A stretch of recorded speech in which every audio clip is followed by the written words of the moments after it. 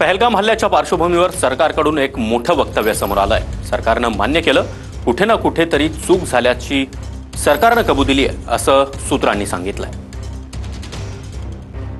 तर पहलगाममध्ये सुरक्षेत चूक झाली अशी कबुलीत सरकारकडून देण्यात आल्याचं सूत्रांनी सांगितलंय।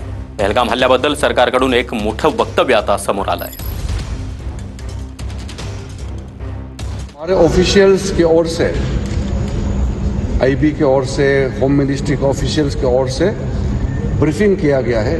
घटना कैसे हुई और कहां चूक हुई इसका भी बताया, और जो जगह जहां घटना हुई उस जगह में वो मेन रोड पे नहीं है, पैदल चलना पड़ता है या घोड़ा से चलना पड़ता है, जो लगभग वहाँ से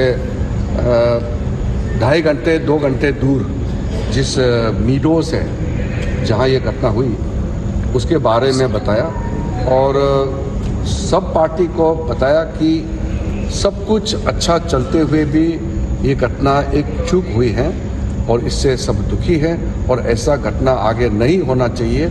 इसके लिए क्या क्या प्रबंधन किया गया है इसके बारे में ऑफिशियल्स अपने ब्रीफिंग में एक्सप्लेन किया है। तर सर्वपक्षीय बैठकीनंतर केंद्रीय मंत्री किरेन रिजिजू यांनी माध्यमांशी संवाद साधला। त्यावेळी कुठेतरी चूक झाली आहे अशी कबुलीच आता किरेन रिजिजू यांनी दिली आहे। दरम्यान अनेक पर्यटकांचं देखील म्हणणं होतं की ज्या ठिकाणी हा हल्ला झाला त्या ठिकाणी सुरक्षा व्यवस्था नव्हती, मिलिटरीचा एकही जवान त्या ठिकाणी नव्हता असं अनेक पर्यटकांनी माध्यमांशी बोलताना सांगितलं। आणि त्याच संदर्भात सर्वपक्षीय बैठकीमध्ये ही चर्चा झालेली आहे। आणि त्यानंतर माध्यमांशी बोलताना कुठे ना कुठे आयबी असेल, त्याचबरोबर सर्व यंत्रणा असेल, यांची कुठेतरी चूक झाल्याची कबुलीच आता सरकारनं दिलेली आहे। तर सर्वपक्षीय बैठकीमध्ये सुरक्षेसंदर्भातला हा मुद्दा उपस्थित करण्यात आला आणि त्यामध्ये सरकारकडून हे वक्तव्य करण्यात आलंय। कुठे ना कुठेतरी चूक झाली आहे असं किरेन रिजिजू यांनी म्हटलंय। तर पहलगाम हल्ल्याबद्दल सरकारनं हे आता मोठं वक्तव्य केलेलं आहे।